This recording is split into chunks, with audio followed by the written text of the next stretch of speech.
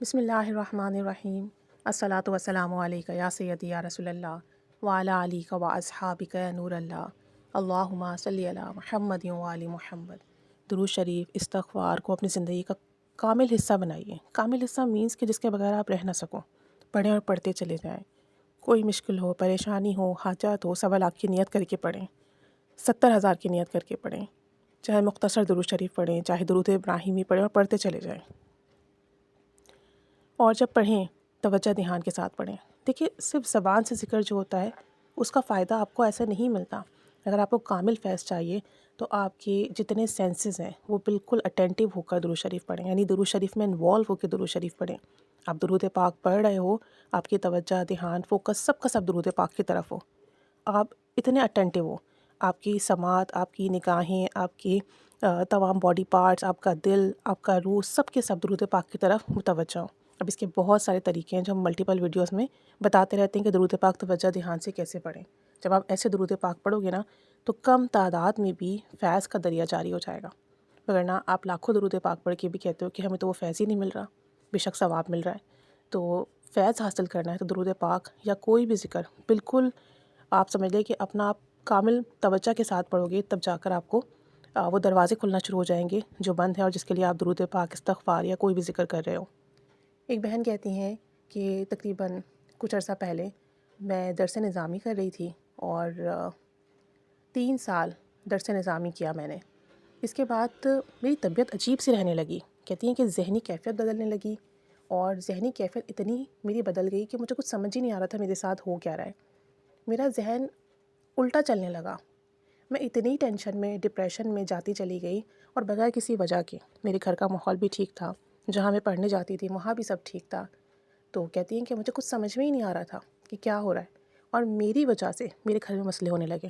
یعنی میں ڈپریشن میں تھی، ٹینشن میں تھی، تو میرے گھر والے پریشان تھے کہ اسے کیا ہو گیا ہے۔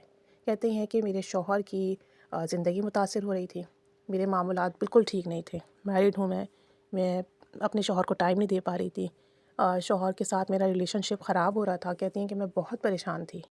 اب مسئلہ یہ تھا کہ شوہر نے ہر طرح سے سکون دیا ہوا تھا، نہ فائنینشلی کوئی پرابلم تھی، نہ شوہر کا بیہیویئر خراب تھا، نہ گھر کا ماحول خراب تھا، لیکن میں جب اتنا ڈسٹرب تھی تو میں جو ہوں چیزیں مینیج نہیں کر پا رہی تھی۔ کہتی ہیں کہ ڈپریشن اتنا زیادہ ہو گیا کہ میں نفسیاتی مریضہ بن گئی اور باقاعدہ طور پر دوائیں استعمال کرنے لگی۔ کہتی ہیں کہ مجھے فوبیا ہو گیا، اچانک مجھے خوف ہو جاتا اور بیٹھے بٹھائے فضول میں ڈرنے لگتی۔ کہتی ہیں کہ ایسا لگتا تھا میں پاگل ہو رہی ہوں اور مجھے کچھ سمجھ میں نہیں آ رہا تھا۔ میرا اپنے آپ پر اعتماد بالکل ختم ہو گیا تھا۔ میں موسٹلی خود کو کمرے میں بند رکھتی اور مجھے عجیب سی گھبراہٹ، گھٹن اور خوف محسوس ہوتا، نہ جانے کچھ ہونے والا ہے، کچھ ہو جائے گا۔ کہتی ہیں کہ ڈاکٹرز کو دکھاتے رہے، میڈیسنز لیتے رہے، لیکن میری کنڈیشن ٹھیک نہیں ہوئی۔ گھر کے حالات بہت زیادہ متاثر ہونے لگے، حتیٰ کہ میری برداشت بھی کم ہونے لگی۔ پڑھائی میں نے چھوڑ دی کیونکہ مجھ سے پڑھائی نہیں ہو رہی تھی، اور ہم نے سائیکیٹرسٹ کو دکھایا، میڈیسنز لی، اور میں اب میڈیسن سے بھی اکتا گئی تھی۔ اب صورتحال یہ ہو گئی تھی کہ مجھے دوائیاں کھانے کے باوجود بھی نیند نہیں آتی، اور دوائی کھانے کے بعد بھی مجھے سکون نہیں ملتا۔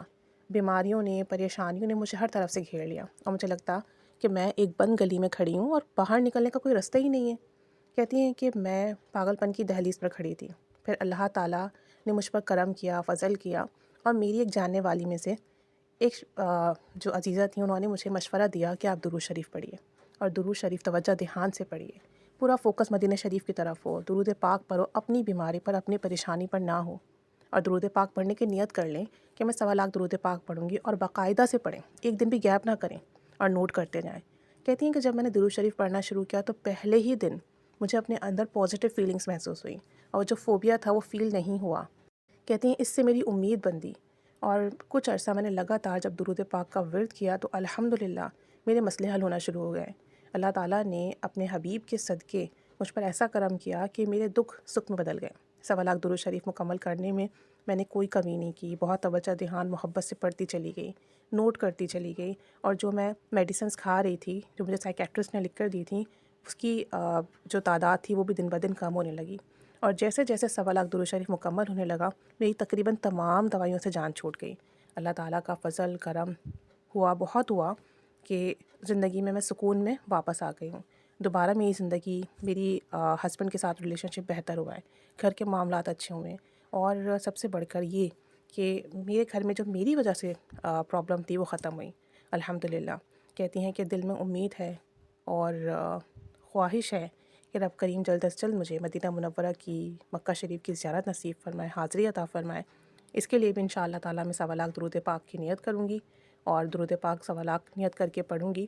اور میں تو یہ دعا مانگا کرتی ہوں کہ اللہ کریم مجھے درود پاک کی ایسی توفیق عطا فرمائے کہ مرنے کے بعد قبر میں بھی جب تک قیامت نہ آئے میں درود شریف پڑھتی رہوں، اور اللہ کریم ہر پل مجھے درود پاک پڑھنے والا بنائے کہ میرا اتنا بڑا مسئلہ درود پاک کی برکت سے حل ہوا، جو نہ کوئی میرے گھر والے سمجھ پا رہے تھے، نہ ڈاکٹر سمجھ پا رہے تھے، اور دن بدن میری کنڈیشن خراب ہو رہی تھی، اور درود شریف پڑھنے کی برکت سے اللہ کریم نے میرے لیے راستے کھول دیے، الحمدللہ ثم الحمدللہ۔